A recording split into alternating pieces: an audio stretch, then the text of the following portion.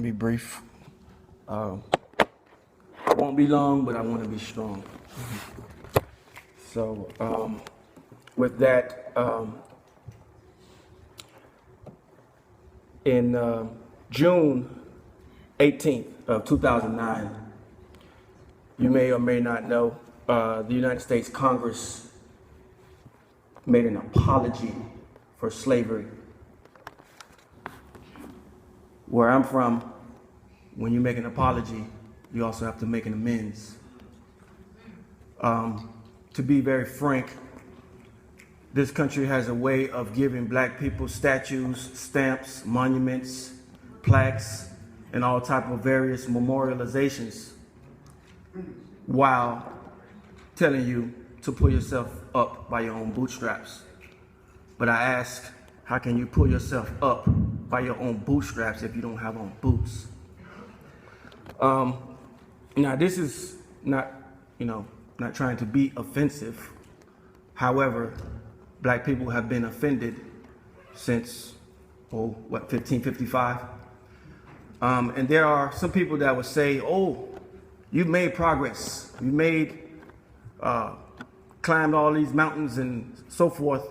But when slavery ended in 1865, black people had accumulated the 287,000 out of the 5 million slaves had accumulated 1/2% of all of the wealth of the United States. I say that again, 1/2% of all of the wealth in the United States. Today, September 21st, 2015, black people still only own 1/2% of all of the wealth in the United States. Why do I bring all of this up? The United States has given every single race reparations, some reparations and land, some tax-free benefits, etc., etc., etc. I can go on and on.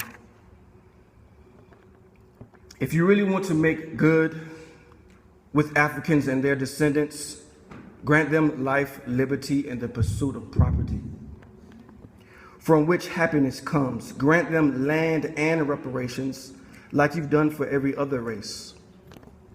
When you have a 246-year head start on any group of people, is there any chance that that group of people can catch you?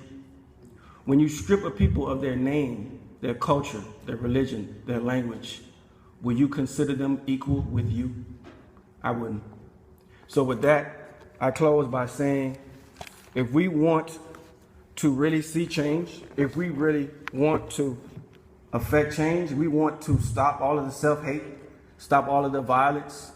I mean, while nobody talks about white on white crime, I mean, we know black on black crime, that's just the order of the day.